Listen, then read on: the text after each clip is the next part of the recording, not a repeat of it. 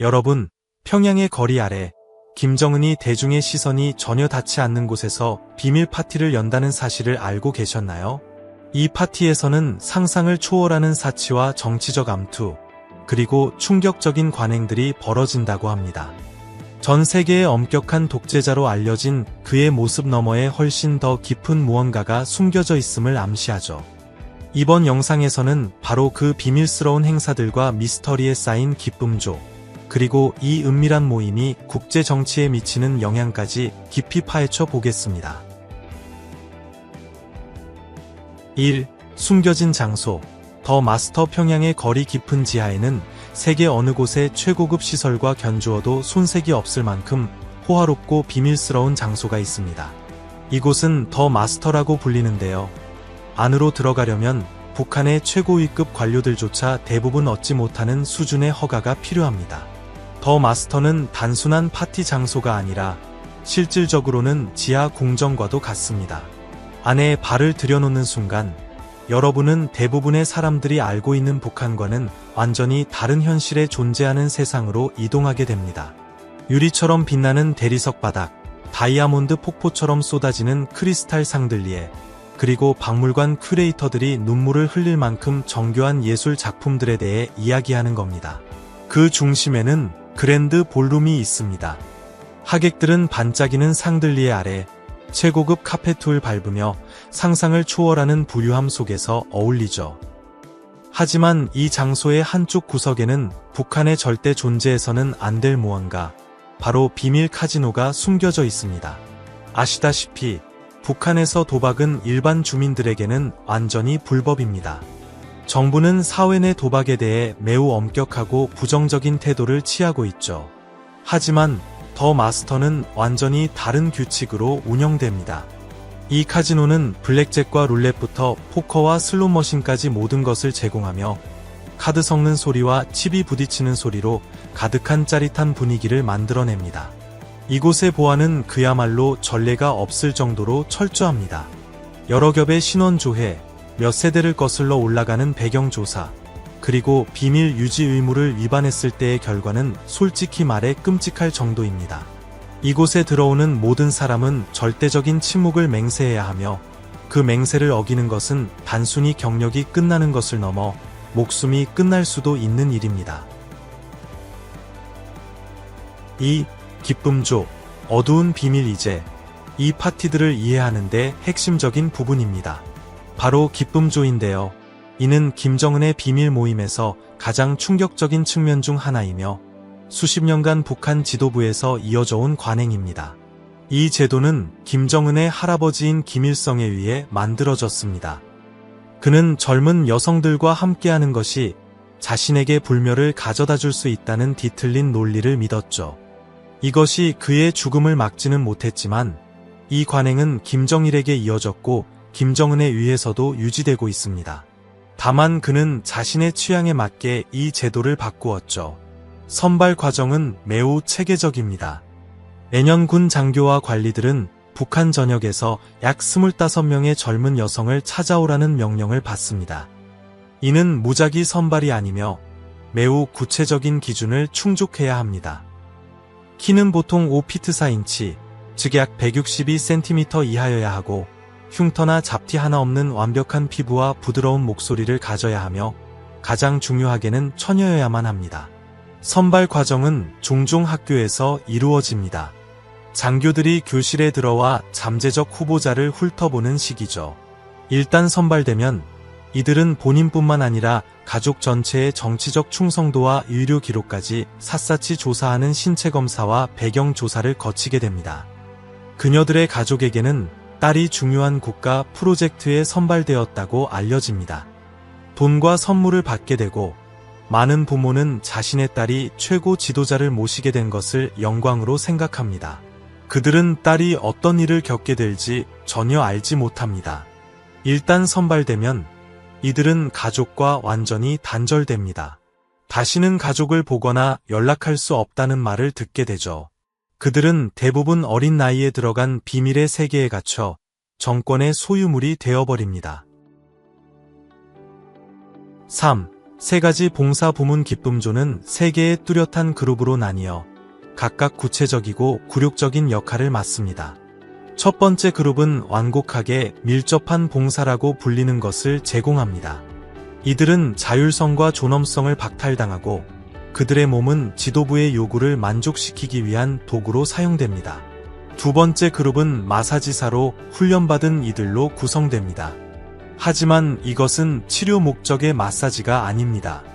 그들은 신체적 피로뿐만 아니라 정서적 위안까지 제공해야 하며 하인과 비밀을 공유하는 사람 사이의 경계를 허물어야 합니다.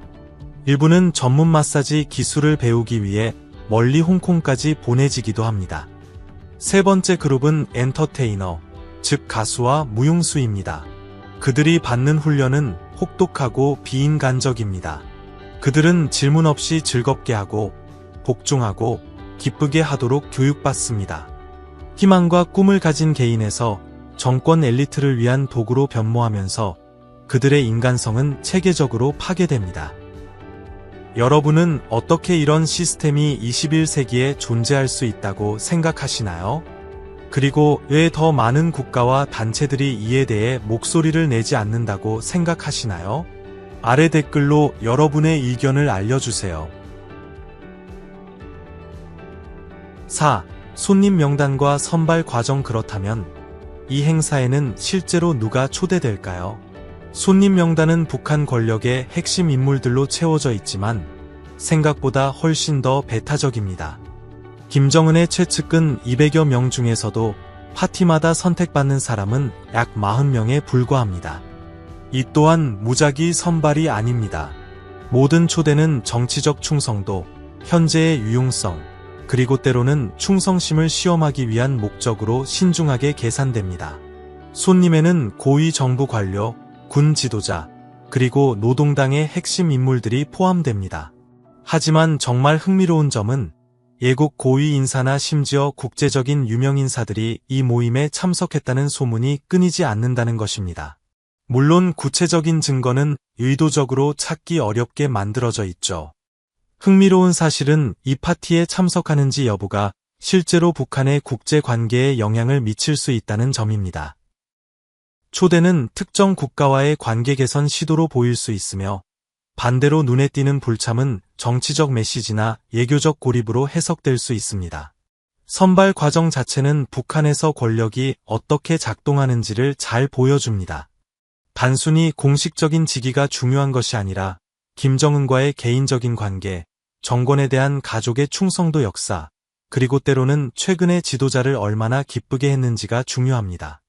이는 권력 있는 관리들이 정치적 영향력뿐만 아니라 사회적 접근성을 위해 끊임없이 경쟁하는 분위기를 만듭니다.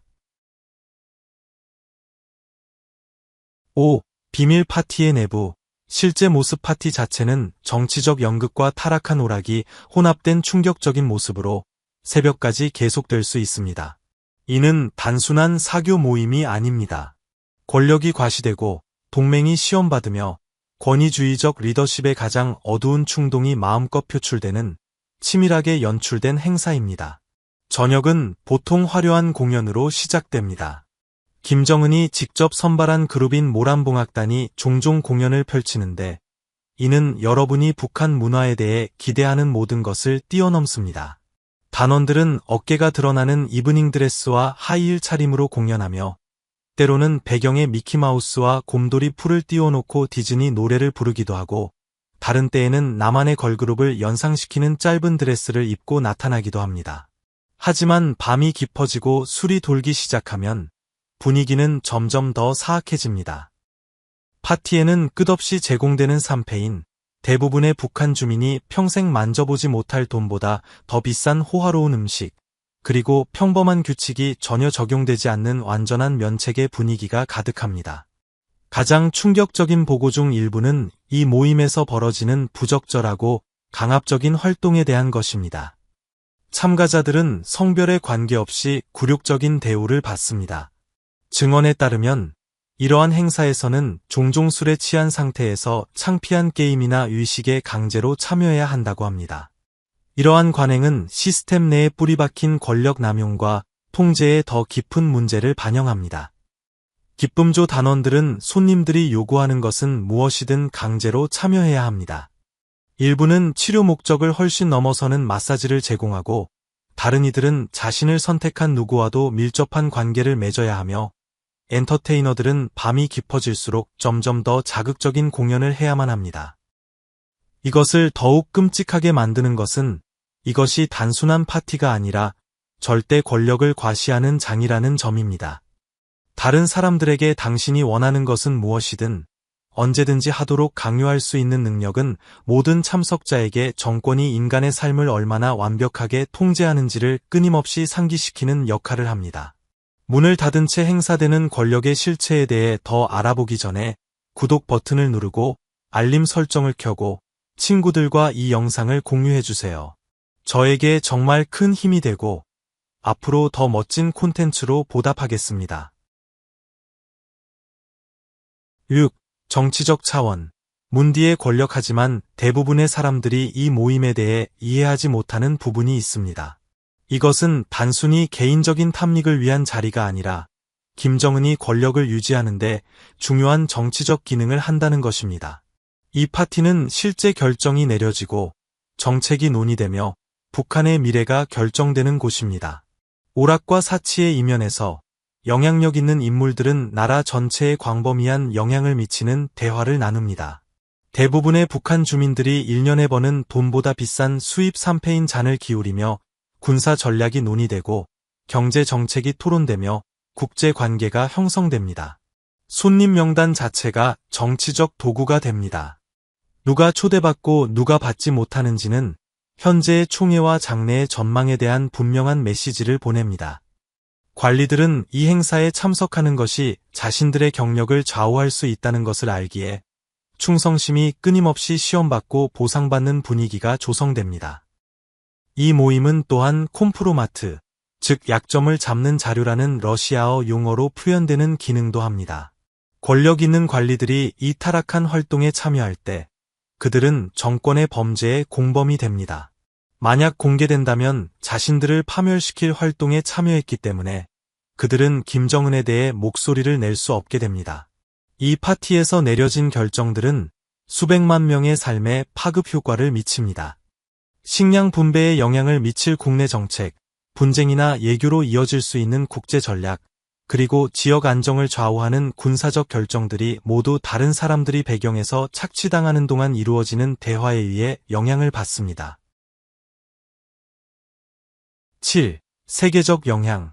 비밀 파티가 세계 정치를 만드는 법. 이 지하 공간에서 일어나는 일은 그곳에만 머물지 않습니다. 김정은의 비밀 파티에서 내려진 결정들은 지난 10년간 가장 중요한 지정학적 사건들 중 일부에 영향을 미쳤습니다. 핵정책, 군사전략, 국제외교가 완전한 도덕적 타락의 분위기 속에서 결정된다는 것을 이해하면 세계 무대에서 북한의 행동을 보는 시각이 달라집니다. 생각해보세요. 가장 공격적인 미사일 시험 일부, 한국 및 미국과의 외교회담에 참여하기로 한 결정, 심지어 중국과의 관계조차도 모두 이 모임에서 이루어진 대화에 의해 영향을 받았습니다. 외교 정책은 정부 청사나 군사본부에서 만들어지는 것이 아니라 인간의 존엄성이 일회용품처럼 취급되는 방에서 형성되고 있는 것입니다. 이 행사에 외국 고위 인사들이 참석했다는 사실은 비록 확인하기는 어렵지만 국제관계에 특히 골치 아픈 측면을 보여줍니다. 만약 외국 관리나 기업가들이 이 파티에 참석했다면 그들은 자국에서는 심각한 범죄로 간주될 활동을 목격하거나 참여했을 것입니다. 이는 김정은이 향후 협상에서 사용할 수 있는 지렛대를 만들어줍니다. 이 모임의 정보 가치는 엄청납니다.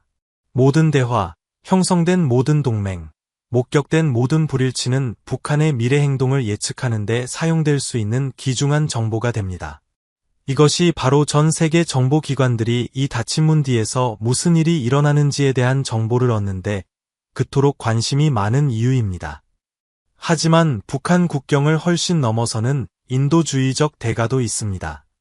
최고위급 정부에서 이러한 수준의 착취와 학대가 정상화되는 것은 권위주의 정권이 어디까지 용납될 수 있는지에 대한 메시지를 보냅니다. 이는 폐쇄된 사회에서는 권력이 어떻게 남용될 수 있는지에 한계가 없다는 것을 보여줍니다. 8. 인간이 치르는 대가 그 여성들에게는 무슨 일이 일어나는지 이야기해 봅시다. 이들 대부분은 20대 초반까지 복무하며 그 시점이 되면 보통 기쁨조에서 은퇴합니다. 하지만 은퇴가 자유를 의미하지는 않습니다. 많은 이들이 엘리트 경호원들과 결혼하거나 군대 내 직책을 부여받아 그들의 침묵을 보장하기 위해 면밀한 감시하에 놓이게 됩니다. 정권은 이들이 자신들이 목격하고 경험한 것에 대해 공개적으로 이야기하는 위험을 절대로 감수할 수 없습니다. 이 시스템에서 탈출하는데 성공한 소수의 증언은 체계적인 심리적 파괴의 그림을 그립니다. 이들은 자신의 정체성, 자존감, 그리고 정상적인 관계를 형성하는 능력을 잃어버린 것 같다고 묘사합니다. 하지만 그 영향은 그들의 가족에게까지 미칩니다. 자녀들이 명예로운 방식으로 국가에 봉사하고 있다고 믿고 보냈던 부모들은 결국 진실을 깨닫게 됩니다. 북한 사회 내에 더 넓은 영향도 있습니다. 기쁨조의 존재는 비록 공개적으로 논의되지는 않더라도 인구 전체의 여성의 가치와 정권의 권력 범위에 대한 메시지를 보냅니다. 이는 인간이 상품처럼 취급될 수 있고 권력자들이 무력한 자들로부터 원하는 것은 무엇이든 빼앗을 수 있는 시스템을 강화합니다. 여러분은 한 사회에서 사람들, 특히 개인이 통제의 도구로 취급되고 두려움을 통해 침묵당할 때 그 사회에 미치는 장기적인 영향이 무엇이라고 생각하시나요? 아래 댓글로 여러분의 생각을 알려주세요. 9. 사치의 경제학. 이 파티와 기쁨조 시스템에 투입되는 재정 자원은 수백만 명이 식량 불안으로 고통받는 나라에서 엄청난 자원 낭비를 의미합니다. 보고에 따르면 김정은은 한 해에 고급 란제리에만 12만 달러, 우리 돈으로 약 1억 7천만 원 이상을 썼다고 하는데 이는 아마도 기쁨조를 위한 것으로 추정됩니다. 또한 정권은 담배 제품, 고급 시가 등을 포함하여 1200만 달러, 즉 약 165억 원 이상을 할당했습니다. 반면 일반 시민들은 하루 최저 4달러 40센트, 우리 돈으로 약 6천 원의 일당으로 힘겹게 살아가고 있습니다. 우리가 김정은의 비밀 파티에서 보고 있는 것은 권위주의 정권의 역사에서 유일한 것이 아닙니다. 역사적으로 독재자들은 권력을 유지하고 내부 집단을 통제하기 위해 사치, 착취, 그리고 비밀주의의 유사한 조합을 사용해 왔습니다. 고대 로마 황제부터 현대의 독재자들에 이르기까지 그 패턴은 놀라울 정도로 일관되게 유지됩니다. 북한 시스템을 특히 충격적으로 만드는 것은 그것의 체계적인 성격과 여러 세대의 지도부에 걸쳐 제도화된 방식입니다. 이것은 단순히 개인적인 타락이 아니라 여러 정치적 목적을 수행하는 계산된 통제 시스템입니다. 이러한 행사를 둘러싼 비밀주의 또한 익숙한 패턴을 따릅니다. 권위주의 정권은 지도자의 사적인 활동에 대한 미스터리와 두려움을 유지하는 것이 그들의 권력을 강화하는 데 도움이 된다는 것을 이해합니다. 사람들이 지도자가 정확히 무엇을 할 수 있는지 모를 때 그들은 최악을 가정하고 그에 따라 행동할 가능성이 더 높습니다. 하지만 김정은이 이 시스템을 어떻게 적용했는지에는 독특하게 현대적인 면이 있습니다. 그의 전임자들과 달리 그는 정보가 더 빨리 퍼지고 국제적인 감시가 더 심한 세상에서 길을 찾아야 했습니다. 그가 전 세계적인 인식에도 불구하고 이러한 관행을 유지하고 심지어 확장했다는 사실은 그가 완전한 면책으로 운영할 수 있는 자신의 능력에 얼마나 자신감을 가지고 있는지를 보여줍니다. 10. 정보전쟁. 우리가 아는 것에 출처. 이 비밀 파티에 대해 우리가 가진 정보는 엄청난 인적 희생을 통해 얻어진 것입니다. 모든 세부 사항, 모든 증언, 모든 증거는 북한을 탈출하여 자신의 이야기를 전하기 위해 목숨을 건 누군가를 대변합니다. 이 탈북자들은 탈출하는 동안뿐만 아니라 북한 정권이 국가 기밀을 누설한 사람들을 적극적으로 추적하기 때문에 평생 동안 끊임없는 위험에 직면합니다. 정권은 이 파티에 대한 정보가 외부 세계로 유출되는 것을 막기 위해 상상 이상의 노력을 기울입니다. 이 행사에서 일하는 보안 요원들은 전문적인 훈련을 받으며 물리적 보안과 정보 통제 모두를 보장하는 데 광범위한 경험을 가지고 있습니다. 직접적인 지식을 가진 사람의 수는 의도적으로 가능한 한 적게 유지됩니다. 정보가 유출될 경우 그 결과는 심각합니다. 정권은 정보를 유출한 사람뿐만 아니라 그 가족까지 처벌하는 것으로 알려져 있습니다. 하지만 이러한 장애물에도 불구하고 용감한 개인들이 계속해서 증언을 내놓고 있습니다. 각각의 새로운 증언은 세계에서 가장 비밀스러운 정권 중 하나에서 권력이 어떻게 작동하는지에 대한 진실을 드러내는 퍼즐 조각을 채우는 데 도움이 됩니다. 11. 국제적 반응. 세상은 왜 예면하는가? 이 모든 상황에서 가장 골치 아픈 측면 중 하나는 이러한 학대에 대해 널리 알려져 있음에도 불구하고 국제적인 조치가 거의 취해지지 않았다는 것입니다. 전 세계 정부들이 북한의 핵 프로그램과 인권 침해를 일반적인 용어로 비난하지만 기쁨조 시스템으로 대표되는 체계적인 착취에 대한 구체적인 초점은 놀라울 정도로 거의 없었습니다. 이러한 주저함의 일부는 검증의 어려움에서 비롯됩니다. 이러한 활동이 완전한 비밀 속에서 일어나기 때문에 국제기구가 공식적인 법적 절차에 필요한 종류의 증거를 수집하기가 어렵습니다. 하지만 정치적인 계산도 작용합니다. 많은 국가들이 인권 문제보다 핵 협상과 지역 안정을 우선시합니다. 국제연합, 즉 유엔은 북한의 광범위한 인권 유린을 기록했지만 기쁨조 시스템은 이러한 잘 문서화된 위반 사항을 넘어서는 수준의 체계적인 착취를 나타냅니다. 국제사회가 이 특정 문제를 해결하지 못하는 것은 어떤 종류의 인권 침해가 닫힌 문 뒤에서 일어나는 한 용납될 수 있는 것으로 간주되는지에 대한 메시지를 보냅니다. 또한 일부 외국 관리나 기업가들이 외교 방문이나 사업 협상 중에 이러한 활동을 목격했거나 심지어 참여했을 수 있다는 불편한 현실도 있습니다. 이는 일부 국가들이 강력한 조치를 취하기 어렵게 만드는 공모의 거미줄을 만듭니다. 오늘 우리가 파헤친 것은 단순히 한 독재자의 개인적인 사치에 대한 이야기가 아닙니다. 그것은 절대 권력이 어떻게 절대적으로 부패하는지, 그리고 권위주의 시스템이 어떻게 가장 기본적인 인권조차 무의미하게 만드는 환경을 조성하는지를 보여주는 창입니다. 김정은의 비밀 파티는 한 사람의 욕망이 수천 명의 다른 사람들의 삶과 존엄성보다 더 중요해지는 시스템의 논리적 기결을 나타냅니다. 여러분, 세상에서 가장 기묘한 길거리 음식에 도전할 용기가 있으신가요? 오늘은 상상조차 하기 힘든 12가지 음식을 맛보며 과연 도전할 만한 가치가 있는지 함께 알아볼게요. 바삭한 거미부터 가장 충격적이고 위험한 요리까지 잊지 못할 미식의 모험이 여러분을 기다립니다. 과연 이 음식들은 여러분의 호기심을 자극할까요? 아니면 위장을 시험하게 될까요? 12. 콜롬비아 앙궁댕이 개미. 왕궁댕이 개미. 이 독특한 별미는 수세대에 걸쳐 사랑받아온 음식으로 콜롬비아의 요리 유산에서 특별한 자리를 차지하고 있습니다.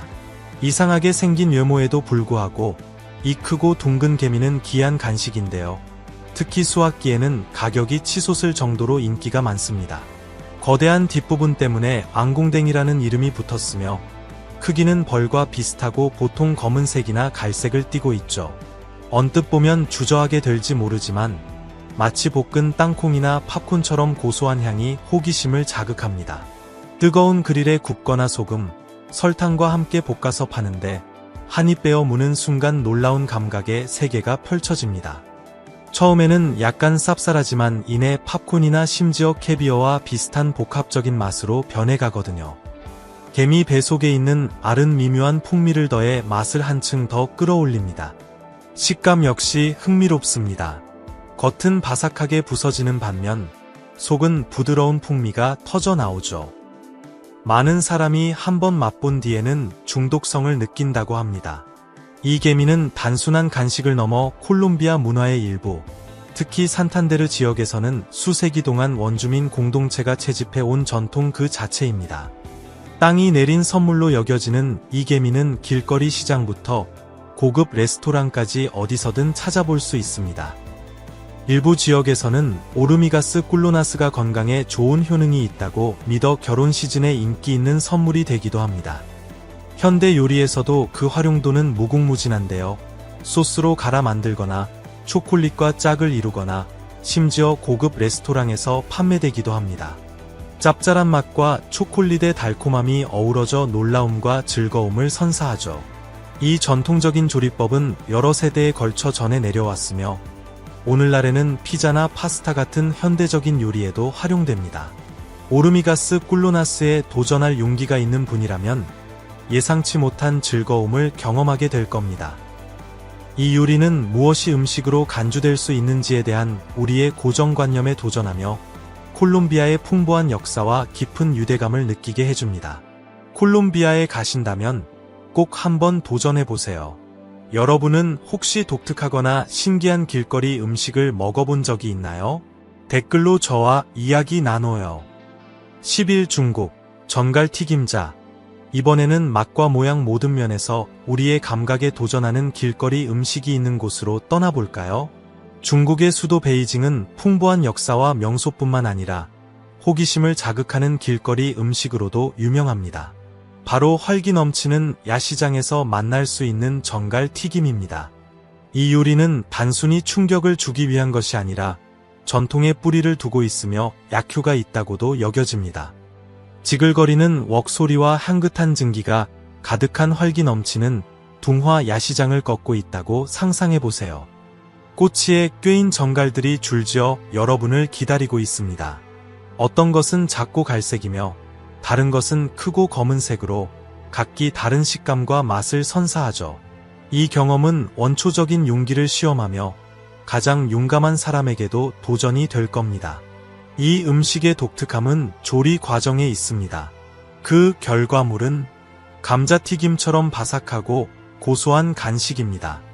가장 영양가가 높다고 여겨지는 꼬리 부분은 이 경험에 흥미와 깊이를 더하죠. 이러한 믿음은 요리에 더 깊은 의미를 부여하며 미식의 모험과 잠재적인 건강상의 이점을 결합시킵니다. 한현지 상인은 이렇게 말했죠. 마법은 바로 꼬리에 있어요. 사람들이 그 가치 때문에 찾는 부분이 바로 여기죠. 작은 생물에서 더 크고 털이 많은 생물로 전갈이 사납다고 생각하셨다면 다음 캄보디아 요리는 대담함의 차원을 한 단계 더 끌어올립니다. 다음 이야기로 넘어가기 전에 듣고 계신 모든 분께 10초만 부탁드릴게요. 괜찮으시다면 알림 설정과 구독 버튼을 눌러주세요. 그렇게 해주신다면 여러분을 위해 이슈를 더욱 멋지게 만들도록 최선을 다하겠습니다. 아셨죠?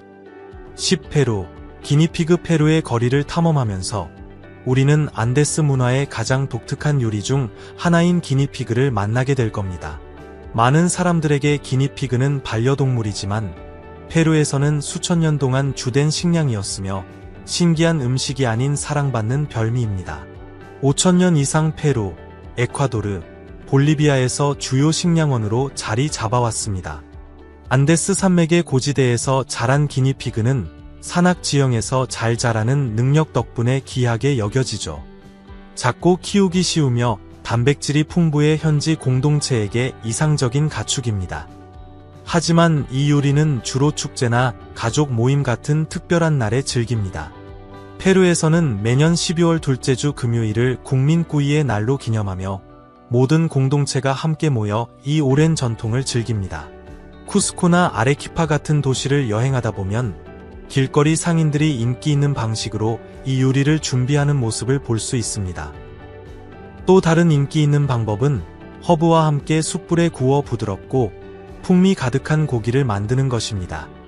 겉모습과는 달리 이 요리는 가장 건강한 고기 중 하나로 여겨집니다. 단백질이 풍부하고 콜레스테롤이 낮아 안데스 지역에서는 슈퍼푸드로 통하죠. 심지어 건강상의 이점 때문에 섭취를 장려하기도 합니다. 페루에서 기니피그는 깊은 문화적 의미를 지닙니다.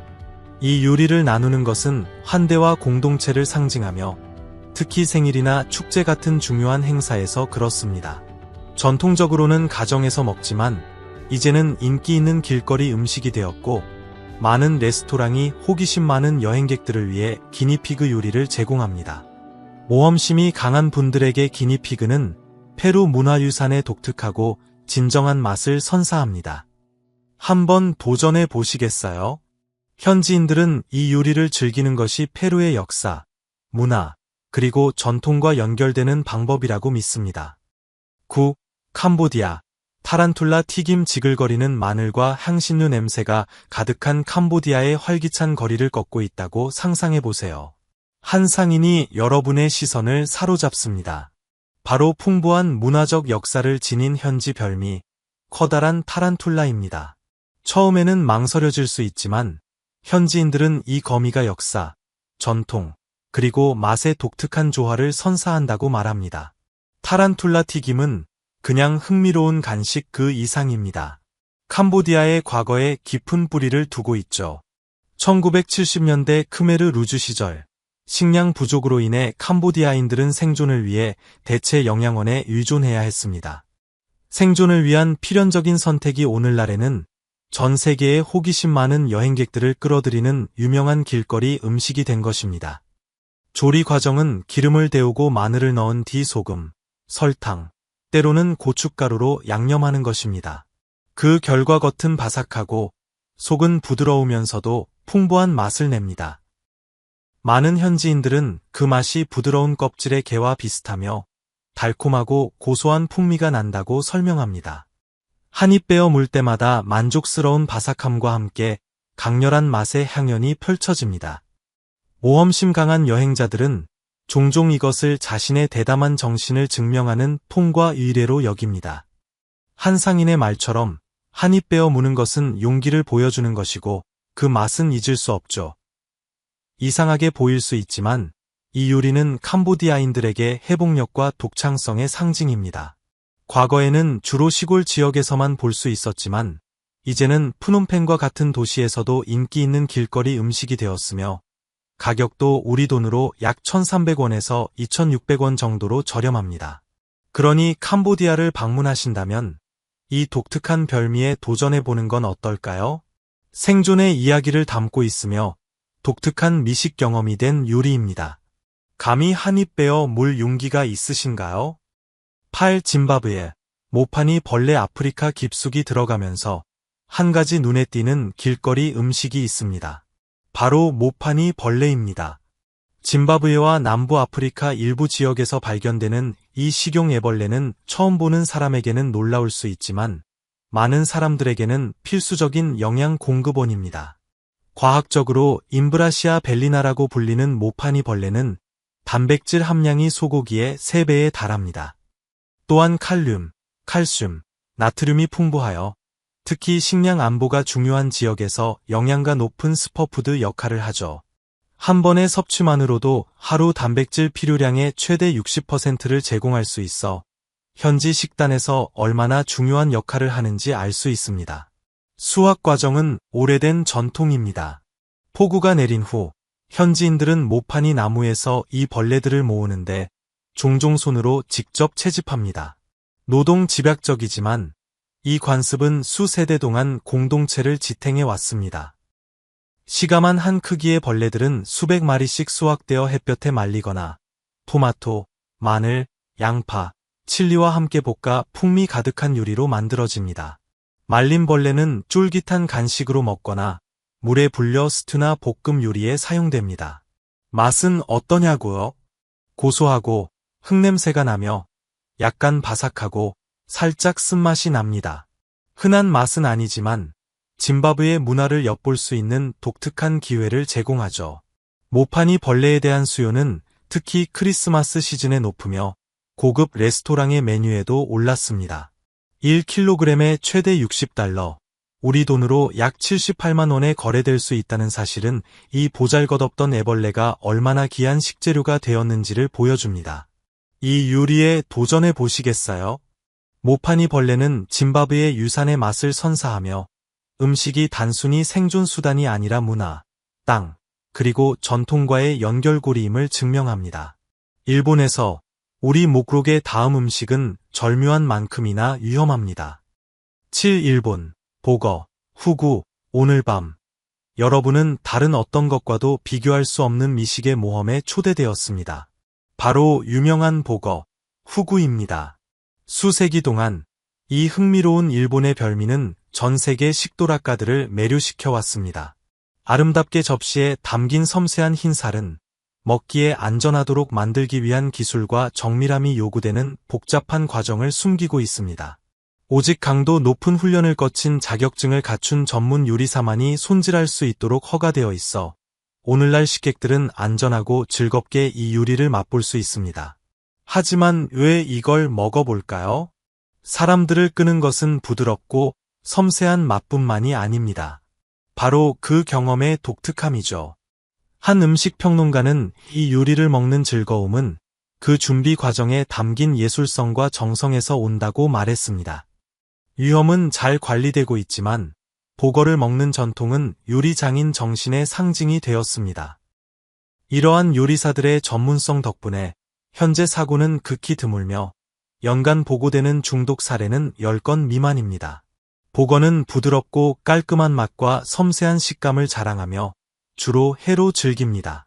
거의 투명할 정도로 얇게 썬 보거회는 그 미묘한 맛을 돋우기 위해 보통 폰즈 소스나 절인 채소와 함께 제공됩니다. 맛 자체는 순하지만 식사 경험은 요리 뒤에 숨겨진 수세기 동안의 의식에 대한 감사함을 느끼게 합니다. 보거는 단순히 모험을 위한 음식이 아니라 정밀함과 전문성의 균형을 보여주는 일본 요리의 오랜 전통을 대표합니다. 이 예술적인 요리를 탐험할 의향이 있는 사람들에게 그것은 단순한 식사를 넘어 문화와 요리 역사가 깃든 잊지 못할 경험이 될 것입니다.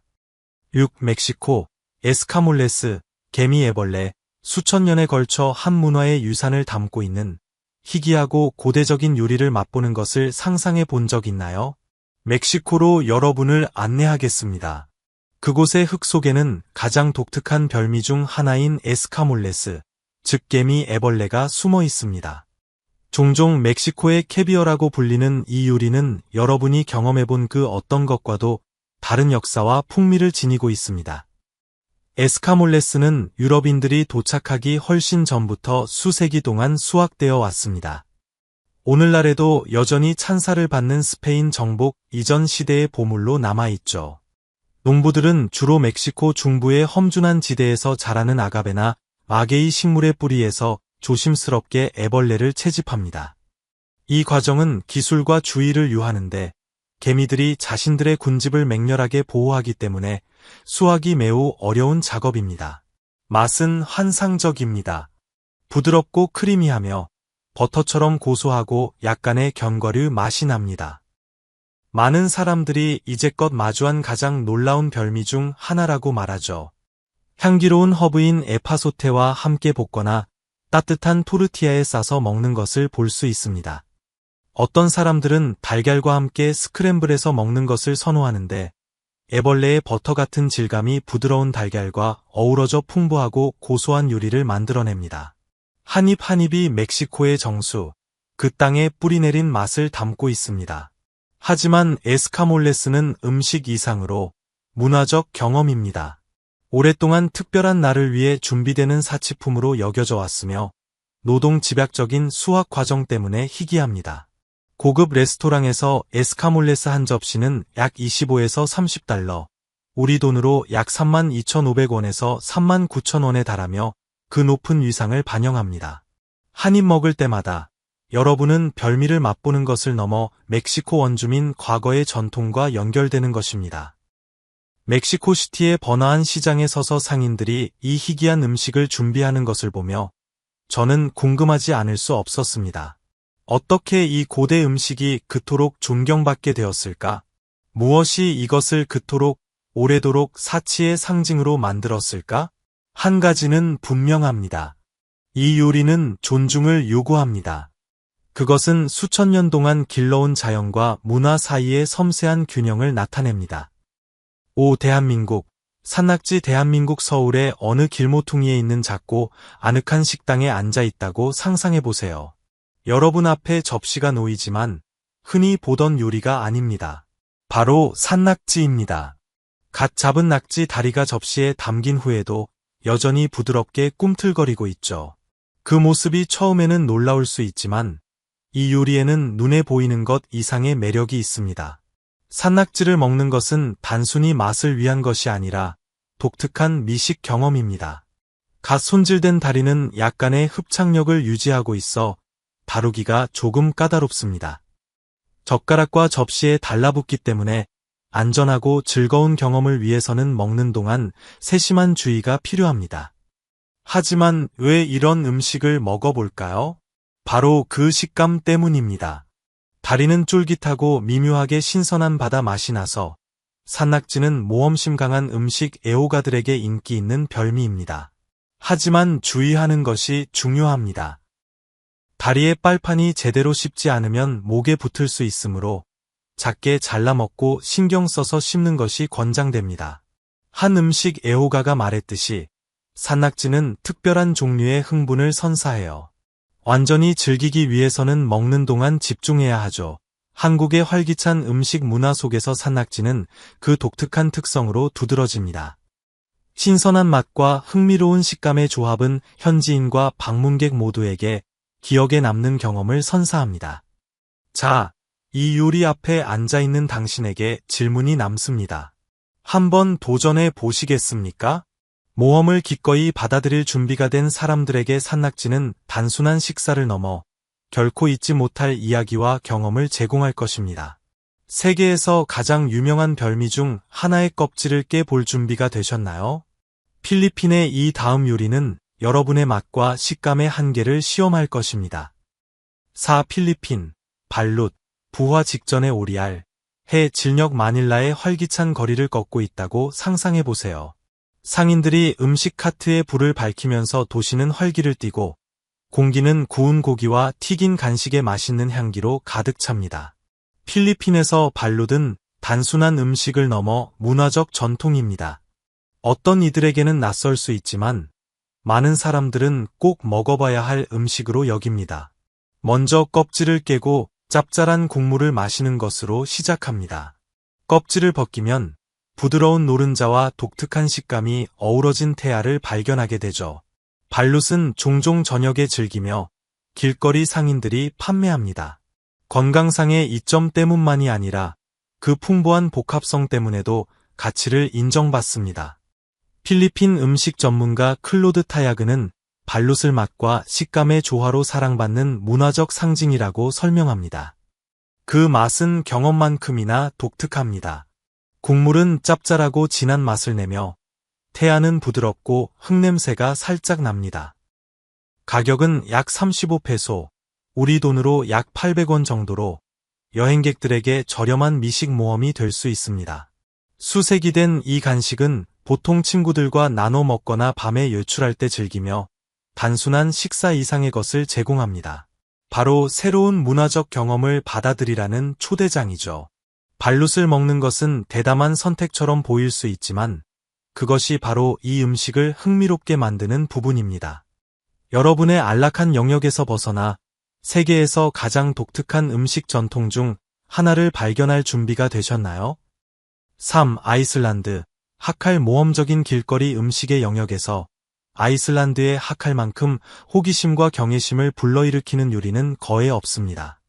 독특한 냄새와 강렬하고 잊을 수 없는 맛으로 유명한 하칼은 도전하기 가장 대담한 음식 중 하나로 꼽힙니다. 그러나 이 상징적인 요리 뒤에는 아이슬란드의 전통과 생존에 깊이 뿌리내린 이야기가 있습니다. 아이슬란드의 험준한 해안선에 서서 등 뒤로 차가운 바람을 맞고 있다고 상상해보세요. 가장 모험심이 강한 사람만이 시도한다는 대담한 요리에 대해 들어보셨을 겁니다. 당신은 하칼의 도전을 받아들일 그들 중 한 명이 될 수 있을까요? 수색이 된 이 요리는 필연성에서 비롯되었습니다. 아이슬란드인들은 어떻게 이 위험한 재료를 별미로 바꾸었을까요? 시간과 인내를 요구하는 세심한 과정을 통해서입니다. 제가 처음 하칼에 대해 알게 되었을 때 그 향기는 세제 같다는 인상을 주었지만 그 뒤에 숨겨진 문화적 중요성은 더욱 두드러집니다. 아이슬란드에서 이것은 단순한 요리가 아닙니다. 그것은 강인하게 발전해 온 국가 조상들의 회복력에 대한 찬사입니다. 유명 셰프 앤서니 보댕이 한때 이것을 지금껏 먹어본 음식 중 가장 맛없는 음식 중 하나라고 유명하게 묘사했지만 다른 사람들은 이것을 모험적인 요리 세계의 통과 유래로 봅니다. 아이슬란드가 매년 수백만 명의 방문객을 끌어들이는 인기 있는 여행지가 되면서 하칼은 많은 사람들에게 꼭 먹어봐야 할 음식이 되었습니다. 당신은 도전에 응하여 이 전설적인 요리를 맛볼 것인가요? 아니면 대담한 풍미와 향기 때문에 망설이게 될까요? 이 이탈리아, 썩은 치즈 이탈리아 사르데냐의 심장부에서 저는 독특하고 문화적으로 중요한 치즈인 카수 마르주를 발견했습니다.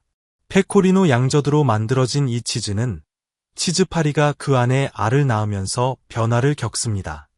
사르데냐 사람들에게 카수 마르주는 세대를 거쳐 전해 내려온 전통과 지혜의 상징입니다.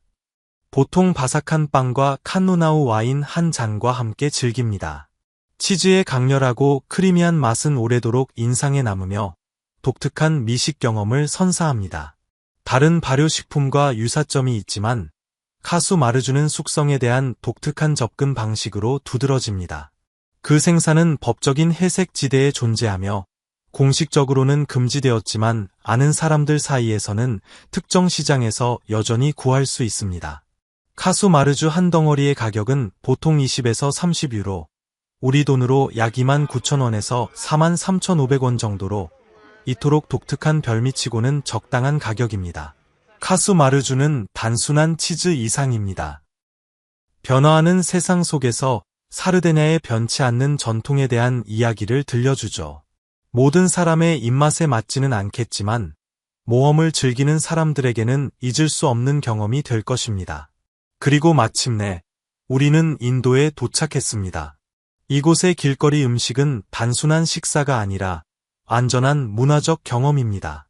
하지만 열린 마음을 가지세요. 이번에는 예상치 못한 놀라움이 함께하니까요.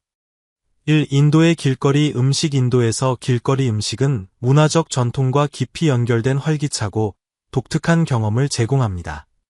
한 가지 흥미로운 측면은 쥐에 대한 존경심인데 힌두교에서 쥐는 여신 키마타의 현신으로 여겨져 신성시됩니다. 어떤 곳에서는 음식 가판대 근처에서 쥐를 보는 것이 드문 일이 아니며 이는 신념과 일상생활의 조화를 반영합니다. 다양한 음식 가판대가 거리를 따라 늘어서 있으며 갓 껍질을 벗긴 과일부터 사탕수수 주스까지 모든 것을 제공합니다. 그러나 위생 상태는 때때로 다를 수 있으며 때때로 파리가 주변을 맴돌기도 합니다. 그럼에도 불구하고 많은 사람들이 걱정 없이 음식을 즐깁니다. 일부 요리는 전통적인 수작업 방식으로 만들어집니다. 예를 들어 튀기기 전에 독특한 수작업 기술로 반죽을 섞어 풍미를 더하는 인기 있는 간식이 있습니다. 다른 특산품으로는 여러 세대에 걸쳐 전해 내려온 노동 집약적인 과정을 통해 만들어지는 캐슈 기반 음료가 있습니다. 아이스크림과 같은 달콤한 간식도 있으며 상인들이 시럽을 섞어 다채로운 색상의 디저트로 얼려 만듭니다. 튀긴 바나나도 인기 있는 선택인데 즙을 내고 얼려서 다양한 시럽과 함께 상쾌하게 즐길 수 있습니다.